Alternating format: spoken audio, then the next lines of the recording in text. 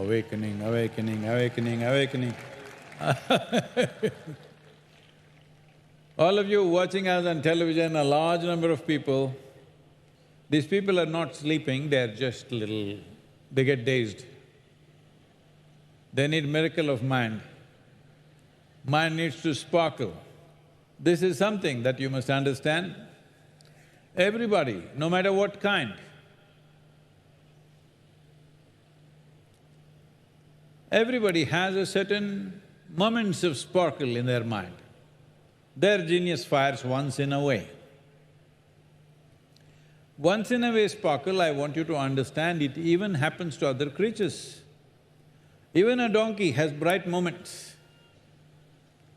But that's not good enough for a human being. A human being can sparkle at will. For this, you need to keep your intelligence in a dynamic mode. What does the dynamic mode mean? Why does intelligence sleep? Or why is it awake? It's like this. Right now, if you have to get up and walk here, you will walk effortlessly.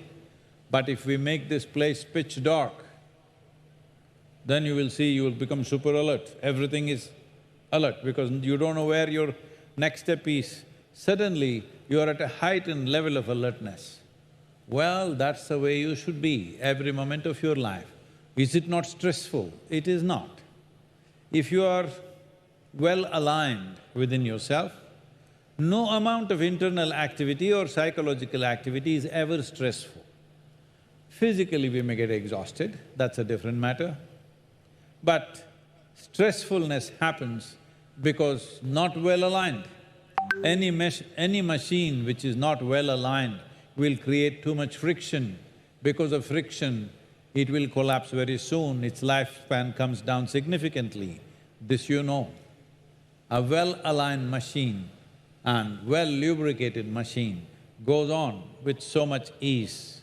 One who is not aligned or not lubricated suffers. Tamil.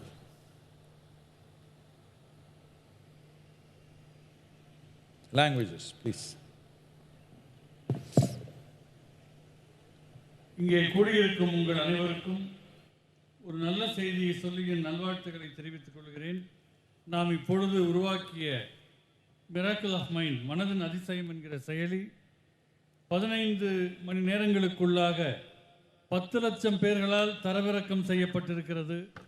இது ஒரு மகத்தான சாதனையாக கருதப்படுகின்றது. ஆனாலும் என்னுடைய இலக்கு 300 கோடி பேர்கள் அதனை தரவிறக்கம் செய்ய வேண்டும் என்பதாகும்.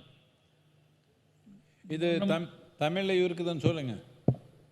தமிழிலும் இந்த செயலி இருக்கிறது. மனதின் அதிசயம் அப்படிங்கிற செயலியை தமிழ்லையும் நீங்கள் தரவிறக்கம் செய்து கொள்ள முடியும்.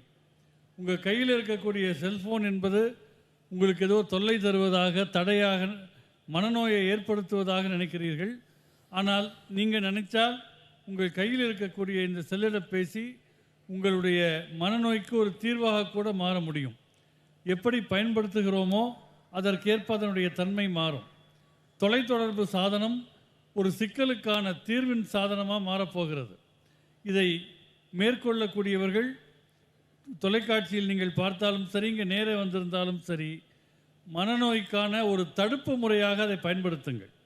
அதை குணமாக்குவது மருத்துவர்கள் கையில் இருக்கலாம், ஆனால் வராமல் தடுக்க உங்களால் முடியும். எந்த தலைமுறைக்கும் இல்லாத ஒரு சிறப்பு நமக்கு இருக்கிறது. உட்கார்ந்த இடத்திலிருந்து கொண்டு உலகத்தோடு பேசக்கூடிய ஒரு வாய்ப்பு நமக்கு இருக்கிறது. நாம் விரும்பும் விதமாக இதனை கையாள வேண்டும். மகாசிவராத்திரி என்றால் என்ன என்று ஏற்கனவே பலமுறை சொல்லியிருக்கிறேன். ஒரு வருஷத்தில் 13 சிவராத்திரிகள் உண்டு. அமாவாசைக்கு முந்தைய நாள் சிவராத்திரி. எல்லா சிவராத்திரிகளிலுமே ஆன்மீக பாதையில் இருப்பவர்களுக்கென்று சில சாதனைகள், ஆன்மீக பயிற்சிகள் இருக்கும். ஈஷாவிலும் அது ரொம்ப முக்கியமானது தான். இந்த மாசி மாதத்தில் வரக்கூடிய சிவராத்திரி மிகவும் சக்திமிக்க சிவராத்திரியாக இருப்பதால் இது மகா சிவராத்திரி என்று அழைக்கப்படுகிறது. கோள்களுடைய நிலை, நிலவு, சூரியன் ஆகியவற்றினுடைய கோணங்கள் போன்றவையெல்லாம் ஒரு சாய்கோண சுழற்சியில் இருப்பதனால் ஒரு உந்து விசை ஏற்படுது. அதுவும் இங்கே வெள்ளியங்கிரி மலை அடிவாரத்தில் ஒரு கருணை களஞ்சியமாக இருக்கக்கூடிய வெள்ளியங்கிரி மலை இதுதான் என்னை ஈர்த்து கொண்டு வந்தது. இது இந்த பகுதியில் தியானலிங்கம் மற்றும் ஆதியோகி முன்னிலையில் மிகச்சரியாக 11 கோண சாய்மானத்தில் நீங்கள் இருக்கிறீர்கள். எனவே இயல்பாகவே உங்கள் சக்தி நிலை மேல் நோக்கி செல்ல இயற்கை உதவுகிறது. இயற்கை நமக்கு உதவுகிற போது அதை பயன்படுத்தி கொள்ள வேண்டும்.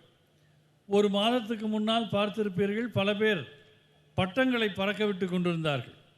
நானும் நம்முடைய பெங்களூருக்கு அருகே இருக்கிற சிக்பலாப்பூரில் நம்முடைய சந்நிதிக்கு சென்றிருந்தேன். அங்கே நான் பட்டத்தை பறக்க விட்டேன். பட்டம்னா என்ன? அது ஒரு காகிதம். காற்று கொஞ்சம் உதவினால் அந்த காகிதம் உங்கள் விருப்பத்திற்கேற்ப பறக்கிறது. ஏனென்றால் இயற்கையினுடைய உதவி இருக்கிறது.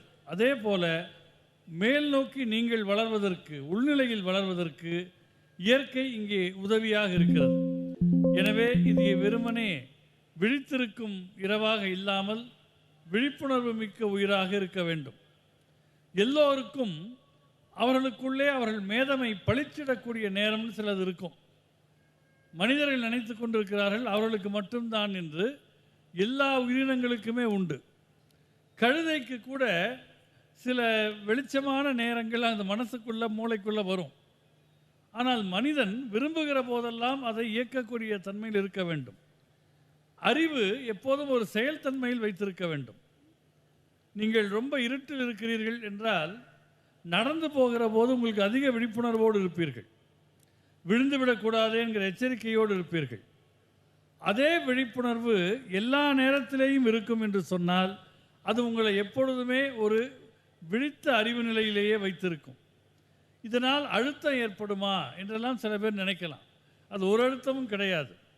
உள்நிலையில் ஒரு சமநிலை, சீர்கோண நிலை இருக்கும் என்று சொன்னால் எதுவுமே அழுத்தம் தராது. வேண்டுமானால் உடல் அளவிலே கொஞ்சம் களைப்பு இருக்கலாமே தவிர இதில் மன அழுத்தம் ஏற்படுவதற்கு வாய்ப்பில்லை. எங்கே உள்ளே சமநிலை இல்லையோ அந்த எந்திரத்தில் ஒரு